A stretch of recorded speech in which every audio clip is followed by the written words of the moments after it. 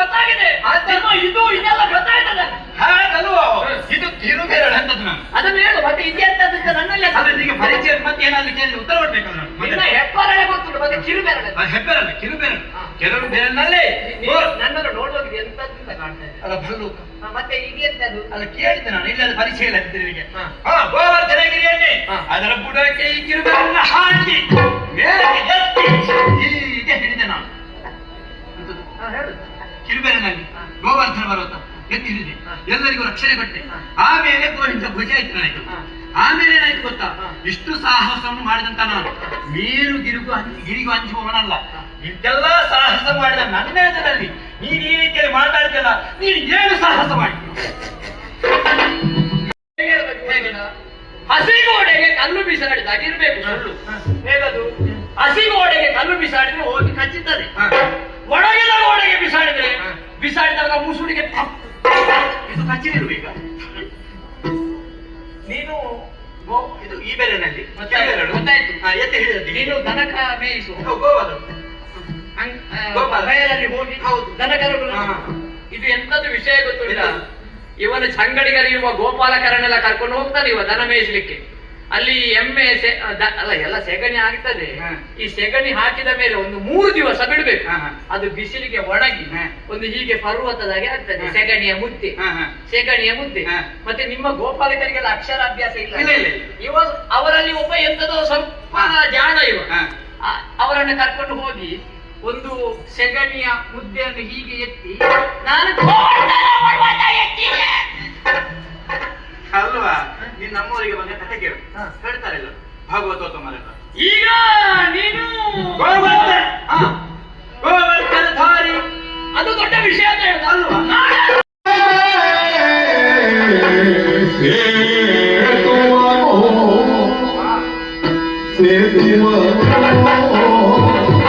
ನೋಡು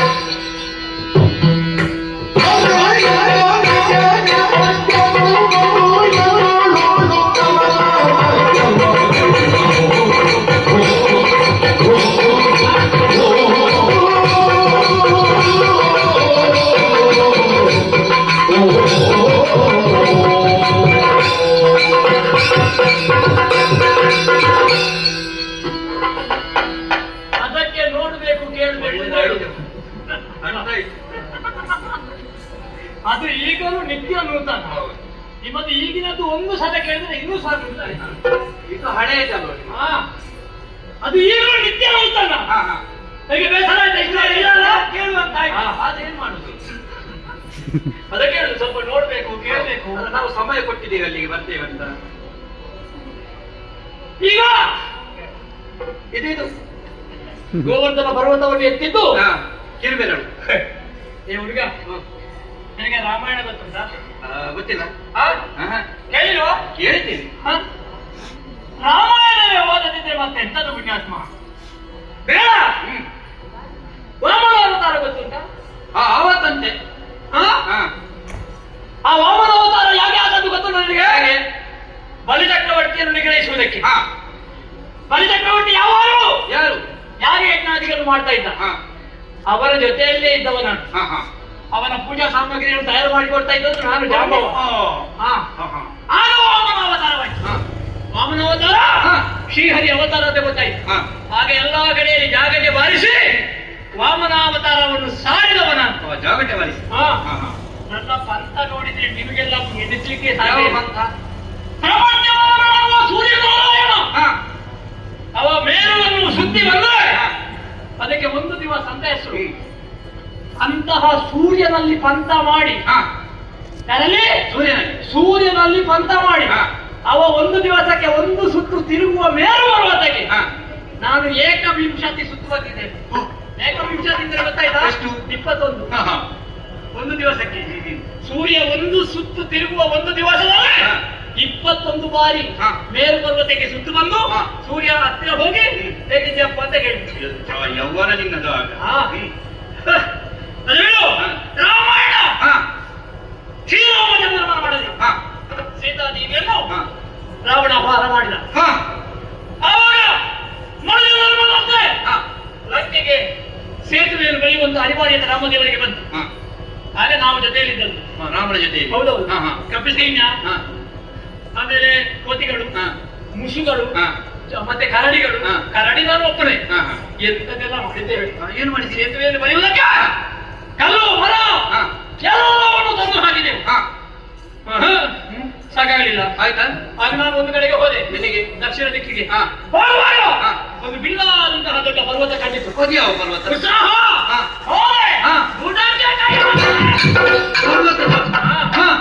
ಎತ್ತುವುದಕ್ಕೆ ಪ್ರಯತ್ನ ಆಗಲಿಲ್ಲ.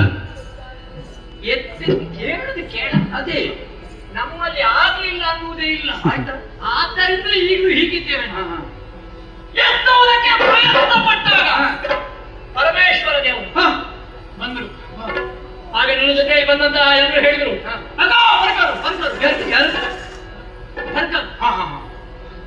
ಭರ್ಗರು ಬಂದ. ಪರಮೇಶ್ವರಿಗೆ ಹೆಸರು. ಅವ್ರು ಬಂದು ಹೇಳಿದ್ರು, ಏನು ಉತ್ಸಾಹದಲ್ಲಿ ಪರ್ವತ ಅಂತ ಎತ್ತುತ್ತೀವಿ, ನೀವು ಎತ್ತಿದ್ದು ಕೈಲಾಸ ಪರ್ವತ, ಏನು ನಮಗೆ ಮನ ಇಲ್ಲ ಅಂತ ಮಾಡ್ತೀರಾ ಅಂತ ಹೇಳಿದ್ರು.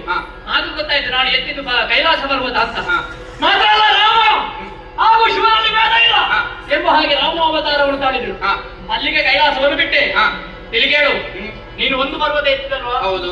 ಒಂದೇ ಸಲಕ್ಕೆ 24 ಪರ್ವತವನ್ನು ತಂದಿದ್ದೇನೆ. ನೋಡು, ಮೊದಲಿನವರಿಗೂ ಈಗಿನವರಿಗೂ ಇರುವ ವ್ಯತ್ಯಾಸ ನೋಡು. ನಿಮಗೆ ಒಂದು ಎತ್ತುವಾಗ 24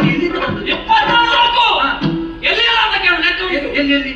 ಶಿರದೊಳ್ಳೆ 8, ಭುಜದೊಳ್ಳೆ 2, ಕಂಕುಳಲ್ಲಿ 2, ಲೆಕ್ಕ ಮಾಡು. 8, 10, 12, 14, 16. ಕೈಗಳಲ್ಲಿ 2. ಎಷ್ಟಾಯ್ತು? 20. ಉಳಿದ ಎಷ್ಟು? 24ರಲ್ಲಿ 20. ನಾವು ಕೊಡಿದ್ದು ಅದನ್ನು ಒಂದೇ ಸಲಕ್ಕೆ 24 ಪರ್ವತವನ್ನು ಎತ್ತಿ ಬಂದವ ನಾನು. ಅಂತ ಜಾಂಬವ ನನ್ನವರಾದ ವಿಚಾರವನ್ನು ಕೇಳಿದರೆ ನೀವು ಒಪ್ಪುವುದಿಲ್ಲ. ಆದ್ರೆ ನೀನು ಆಡಿದರೆ ನಾನು ಒಪ್ಪಿಕೊಳ್ತೇನೆ. ಯಾವತ್ತಾರು ತಿರಸ್ಕಾರ ಮಾಡಿಲ್ಲ. ನಾನು ಬಂದದ್ದು ಯಾಕೆ? ನಮಗೆ ಬೇಕಾದ ಬಣಿಯನ್ನು ಪಡೆಯುವುದಕ್ಕೆ. ಕೊಟ್ಟರೆ ಒಳ್ಳೆಯ. ನಾನೊಂದು ಕೆಲಸ ಮಾಡೋಣ, ಸುಮ್ಮನೆ ಮಾತಾಡುವುದಕ್ಕಿಂತ ಮೊದಲನವರ ಈಗಿನವರ ನೋಡುವ.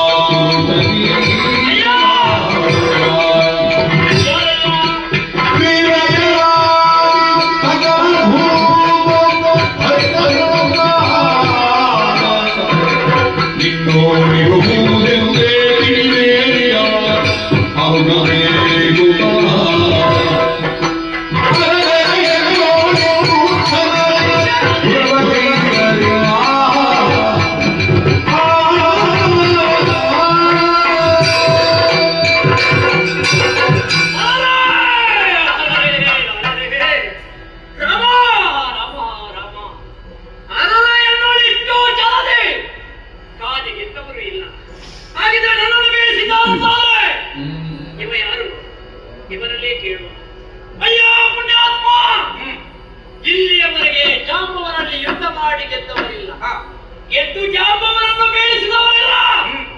ಹಾಗಿದ್ರೆ ನನ್ನನ್ನೇ ಬೀಳಿಸಬೇಕು ಅಂತಾದ್ರೆ ನೀನು ಸಾಮಾನ್ಯದವನಲ್ಲ.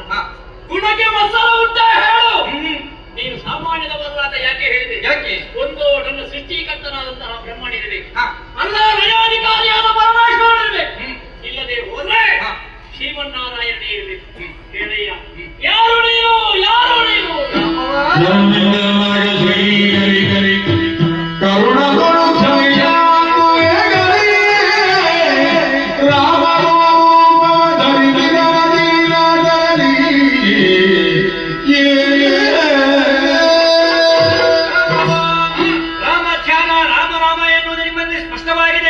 ಅದನ್ನು ಉಚ್ಚರಿಸ್ತಾ ಇದ್ದೀನಿ. ನಾನು ಯಾರು ಎನ್ನುವುದನ್ನು ಕೇಳ್ತಾ ಇದ್ದೀನಲ್ಲ, ನಾನು ಯಾರು ಎನ್ನುವುದು ಬಾಯಿ ಮೂಲಕವಾಗಿ ತಿಳಿಸಿದಲ್ಲ.